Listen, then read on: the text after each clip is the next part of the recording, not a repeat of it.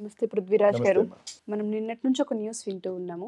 Nampally court hero Venkatesh గారిని, రానా గారిని, దాంతో పాటు వాళ్ళ ఫ్యామిలీలో ఎవరైతే అభిరామ్ గారు వీళ్ళు ఉన్నారో అరెస్ట్ వారెంట్ పంపించిందని మనం వింటూ ఉన్నాం. అంటే దేనికి సంబంధించి అసలు ఏ పరంగా మనం చూడొచ్చు దీన్ని అంటారు? తాకట్టులో ఉన్న బంగారాన్ని విడిపించి ఆ రోజు ఆన్లైన్ రేటుకే మేము కొంటాం. Sharma gold company. ఇదొక సివిల్ డిస్ప్యూట్ సంబంధించినటువంటి సబ్సిక్వెంట్ ఈవెంట్స్ అమ్మా.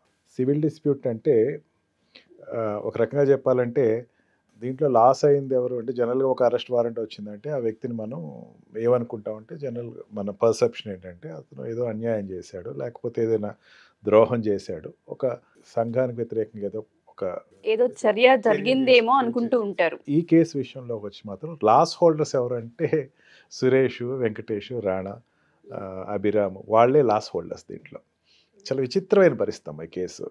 నిజంగా నేను హైకోర్టు ప్రొసీడింగ్స్ నేను ఫాలో అయ్యాను. చాలా ఇటువంటిది జరగకూడదని నా దృష్టిలో. ఏంటంటే ఒరిజినల్ ఏంటంటే ఈ ప్రాపర్టీ ఒకటి సురేష్ గారికి కూడా రాణాకి వెంకటేష్ కలిపి వాళ్ళ తాతగారి దగ్గర నుంచి వచ్చినటువంటి అంటే మన రామానాయుడు గారి దగ్గర నుంచి ఎప్పటి నుంచో వచ్చినట్టు ప్రాపర్టీ ఒకటి ఉంది. అది మన ఫిలిం నగర్లో రోడ్ నెంబర్ 1లో. ఆ ప్రాపర్టీ ఏంటంటే వీళ్ళు లీజ్ అవుట్ చేసుకున్నారు. లీజ్ అవుట్ ఒక ప్రమోద్ కుమార్ అని అతనికి లీజ్ అవుట్ చేసుకున్నారు. ప్రమోద్ కుమార్ లీజ్ అవుట్ చేసినప్పుడు జనరల్గా లీజ్ కండిషన్స్లో ఏం రాస్తారంటే ఏదైనా ఒక ప్రాపర్టీ లీజ్ చేసుకుంటే సబ్ లీజ్ ఎవరికి ఇవ్వకూడదు. కండిషన్ వెరీ స్ట్రిక్ట్ కండిషన్, క్లియర్గా ఉంటుంది. ఎవరికి సబ్ లీజ్ ఇవ్వకూడదు నువ్వే. And also purpose of the lease, ఎప్పుడైనా ఏదైనా ఒకటి పెట్టుకుంటున్నావు అనుకోండి, యాంటీ సోషల్ ఎలిమెంట్స్ని పెట్టకూడదుగా. ఒక అద్దెకి ఇచ్చామంటే ఆ ఇంట్లో ఎవరు ఆటంకవాదులకి వీళ్ళకి ఇవ్వటం లేదు కదా. అందుకని పర్పస్ ఒకటి రాస్తారు. దాంట్లో రాసిన పర్పస్ ఏంటంటే ఒక హోటల్ పెట్టుకునే పర్పస్ అని చెప్పేసి వాళ్ళు ప్రమోద్ కుమార్ అంటే హోటల్ పెట్టాలి, ఈ పర్పస్ ఇది, అండ్ ఆల్సో సబ్ లీజ్ ఇవ్వకూడదు అని చెప్పి క్లియర్గా ఒక కండిషన్ పెట్టుకున్నారు. దీంట్లో ఏమైందంటే సబ్సీక్వెంట్గా వీళ్ళు చాలా బిజీ వ్యక్తులు, వెంకటేష్ కానీ వీళ్ళందరూ, రాణా కానీ, సురేష్ బాబు కానీ, లేకపోతే అభిరామ్ కానీ, వీళ్ళందరూ మిగతా బిజినెస్లు చాలా ఉన్నాయి. This is a valuable property, asset. వాళ్ళ ఎసెట్స్ కింద ఉంచుకుంటారు. అట్లే వీళ్ళని ఏం చేశారంటే దాంట్లో Pramod Kumar he breached the కాంట్రాక్ట్ని అధిగమించి సబ్ లీజ్కి ఇచ్చాడు. మధు అనే వ్యక్తి ఒక అతనికి సబ్ లీజ్కి ఇచ్చాడు. మధు అనే వ్యక్తి ఎవరు అంటే హీజ్ ఏ కాన్ లిటిగెంట్ అంటారమ్మా. మాకు ఎదురవుతూ ఉంటారు కోర్టులో. వాళ్ళు ఏంటంటే పొద్దున్న లేస్తే సాయంకాలం వరకు ఏదో డిస్టర్బెన్స్ ఆఫ్ మైండ్ తోటి ఏదో వర్క్ చేసి ఏదో లిటిగేషన్ తోటి ఒక యావిగేషన్ మెయింటైన్ చేస్తూ ఉంటారు. అదే వాళ్ళ యావిగేషన్. ఏదో లిటిగేషన్లో పెట్టి ఆ ల్యాండ్ నుంచి బేరాలు ఆడుకుంటాం, ఎక్కువ మొత్తం వసూలు చేయటం, ఇదంతా అతనికి లీజ్ ఇచ్చాడు. అతను ఏం చేశాడు, ఇంకొక 5 మందికి సబ్ లీజ్ ఇచ్చాడు. Sub lease. ఆ సబ్ లీజ్ ఏంటి, ఓ హోటలు, ఒక ఐస్ క్రీమ్ పార్లరు, ఒకటి గ్యాడ్జెట్ సెంటరు, ఒకటి బట్టల కొట్టు, ఇలాన్నిటికీ ఒక 5కి సబ్ లీజ్ ఇచ్చేసాడు. ఇప్పుడు ఎంత అన్యాయం జరుగుతుంది వ్యక్తికి. వీళ్ళు జనరల్గా ఏం చేస్తారంటే ఒక సెలబ్రిటీస్ వాళ్ళు ఏం చేసుకుంటారంటే they can't handle the situation. వాళ్ళు ఉండే పనులు వాళ్ళు సరిపోతాయి. అందుట్లో వాళ్ళు బయటకు వస్తే ఉండేటువంటి Venkatesh is not a ordinary person, he's a star person. Nagarjuna, Venkatesh వీళ్ళందరూ కూడా, చిరంజీవి ఒక టైంలో ఉండేటువంటి పెద్ద heroes. Now also they are having good market in the public, stardom ఉంది. అందుకని వాళ్ళందరూ ఏం చేస్తారంటే ఇవన్నీ కూడా థర్డ్ పర్సన్ చూసుకోండి అని చెప్పేసి వాళ్ళు హ్యాండ్ ఓవర్ చేసేస్తారు. ఆ హ్యాండ్ ఓవర్ చేసినప్పుడు వాళ్ళు ఏం చేశారు, ఆ టైంలో ఒక చిన్న పొరపాటు జరిగింది. ఆ జరిగిన దాంట్లో ఏంటంటే వాళ్ళు డైరెక్ట్గా బీఆర్ఎస్ దగ్గరికి వెళ్ళి ఆశ్రయించారు. అప్పుడున్న ruling party. This is happen in before elections. BRS party hand over చేస్తే బీఆర్ఎస్ పార్టీకి ఎప్పటి నుంచో మధు మీద ఒక కన్ను ఉంది. పొలిటికల్గా చూడండి, పొలిటికల్ పార్టీస్కి కానీ అండ్ ఇంకొక అదర్ దాన్ కోర్ట్ ప్రొసీడింగ్స్. జనరల్గా ఏంటంటే కోర్టులో వేసేసుకుంటే ఎవిక్షన్ చేయమంటే ఎవిక్షన్ చేస్తారు, రెంట్ పేజ్. కేసు నడుస్తుంది, కేసు నడకపోవటం ఏం కాదు, ఎప్పటి నుంచో కేసు నడుస్తుంది. ఎట్లా ఇస్తారు. కొంచెం ఎక్కడ బాధ అనిపించింది అంటే వీళ్ళకి, వాళ్ళు ఇచ్చిన లీజు ₹1,00,000, సబ్ లీజ్లో వస్తుంది ₹12 లక్షలు. ₹1,00,000 కోర్టు కట్టేయమంటే ఇంకా 11 లక్షలు ఆపడుతున్నాడు. ఎవరికైనా బాధ అనిపిస్తుంది కదమ్మా. నా ప్రాపర్టీ మీద వాడు ఎవడో ఉండి 12 లక్షలు తీసుకెళ్తున్నాడు అంటే ఎంత బాధ అనిపిస్తుంది వ్యక్తికి.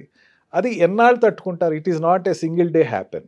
అసలు ఫస్టే అది మరి I don't know the procedure what they have followed. ఇమీడియట్గా దాన్ని యాక్షన్ తీసుకొని ఉంటే బాగుండేది. తీసుకెళ్ళలేదు. ఎవరికాళ్ళు బిజీగా ఉండి ఉంటారు.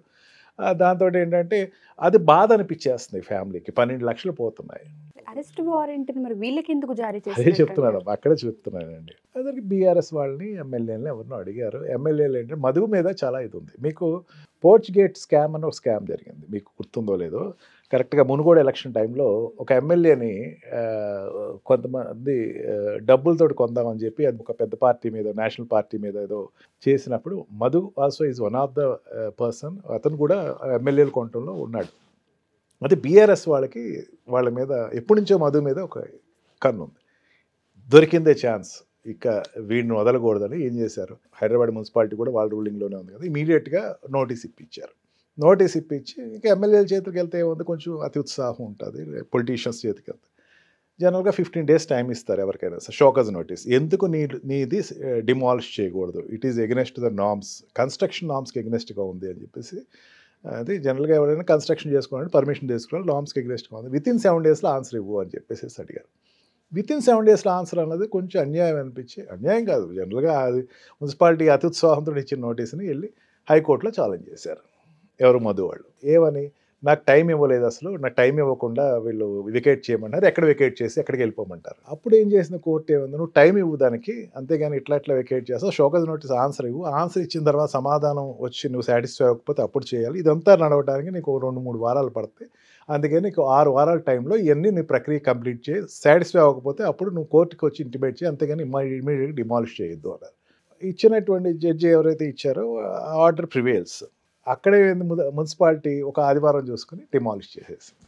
డెక్కన్ అనేటువంటి ఒక హోటల్ ఏదో ఉందో దాన్ని డిమాలిష్ చేసేసింది. అక్కడ డిమాలిష్ చేసిన తర్వాత దాని మీద వాళ్ళు కంటెంప్ట్ వేసేసారు. అంటే అక్కడ ఒక కోర్టు ధిక్కరణ జరిగింది. నేను చెప్తే టైం ఇచ్చాను, ఈ లోపల నువ్వు ఎందుకు చేసావు, కంటెంప్ట్ పడింది. ఆ కంటెంప్ట్ నడుస్తుంది కోర్టులో, ఇప్పటికీ హైకోర్టులో కంటెంప్ట్ నడుస్తుంది. ఇది ఎట్లా పడగొట్టారు అన్నది విచారణ జరుగుతుంది. ఈ లోపల ఏం చేశారు, ఎవరో వీళ్ళకి చెప్తున్నా కదా లిటిగేషన్, అందుకే ఫస్ట్ చెప్పారు లిటిగెంట్స్ వాళ్ళు ఎప్పుడు ఇదే పనిలో ఉంటారు. నాకు దీంట్లో 20 కోట్ల ప్రాపర్టీ నాకు నాశనమైంది, దొంగతనం జరిగింది, వీళ్ళు పడగొట్టేసేసి నా దగ్గర దొంగతనం చేశారు. ఎవరు దొంగతనం చేశారంటే వెంకటేష్, సురేష్ బాబు, రాణా, అభిరాము, ఆ అకౌంటెంట్, 5 వాళ్ళ అకౌంటెంట్ విశ్వనాథ్ అని చెప్పి ఎవరు అకౌంట్, వీళ్ళ 5 మీద కేసు పెట్టారు మేజిస్ట్రేట్ కోర్టులో. జనరల్గా ఏమవుతుందంటే ఏమో, ఒక క్రిమినల్ కేసు పోలీస్ నుంచి కాకుండా డైరెక్ట్గా కోర్టులో ఉన్నప్పుడు, కోర్టు విచారణలో తీసుకునేటప్పుడు వాళ్ళని ఇమీడియట్గా అరెస్ట్ చేసి తీసుకురండి, అరెస్ట్ చేసి నాకు నా ముందు విచారణలోకి పెట్టండి, నేను వెరిఫై చేస్తాను అని చెప్పేసి కోర్టు వాళ్ళకి వారెంట్ ఇష్యూ చేసింది. It is not arrest of any anti social elements. వాళ్ళ ప్రాపర్టీ విషయానికి సంబంధించి మాట్లాడినప్పుడు జరిగిన ఇష్యూ చాలా క్లియర్గా అర్థమవుతుంది మనకి. అందుకని ఎవరికి అన్యాయం చేసిన వ్యక్తులు కాదమ్మా వీళ్ళు పాపం.